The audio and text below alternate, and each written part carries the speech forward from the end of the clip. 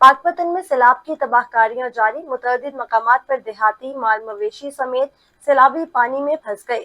पाकिस्तान किसान इत्तेहाद ने ज़िलई इंतजामिया के इंतजामात को नाकाफी करार दे दिया।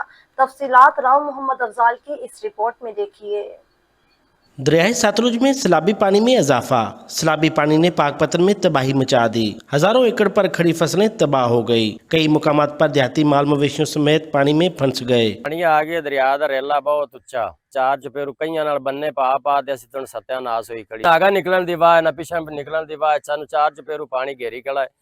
सानू कोई सरकारी बंदा, कोई किसी अमर दे सानू किसी बंदे इतला ही नहीं दी भी तुसीं अगे हो जाओ, पिछे हो जाओ। असीं इत्थे कईयां मार दे साडी निस्त मारी गई, तबाही हुई खड़ी। असीं जट बंदे असीं कईयां मारन वाले हैं, असीं हुण खत्म होए खड़ो। पाकिस्तान किसान इत्तेहाद ने पाकपतन की ज़िला इंतजामिया की कारकर्दगी पर सवाल उठा दिए। सूबाई सदर किसान इत्तेहाद चौधरी रिजवान इकबाल ने कहा कि इंतजामिया ने कुछ नहीं किया, किसान खुद बंद बांध कर अपनी फसलें बचाने की कोशिश करते रहे। सैलाब के पेश नज़र किसानों ने छोटे छोटे बंद तो बनाए हुए थे, उन्होंने अपनी मदद आपके तहत कोशिश भी की, लेकिन वो बंद टूट गए। अगर इंतजामिया उनकी हेल्प करती और कोशिश करती तो उनकी हज़ारों एकड़ की फसलें बचाई जा सकती थी। अब हमारा गवर्नमेंट पंजाब से मुतालबा है कि जिन इलाकों में किसानों की फसलें डूब गई हैं उनको आफतज़दा करार दिया जाए और उनकी माली मुआवनत की जाए। सैलाबी पानी ने हिफाजती बंदों को तोड़कर आबादी को घेर लिया। कई आबादियों का जमीनी राब्ता भी मुनक़ता हो गया।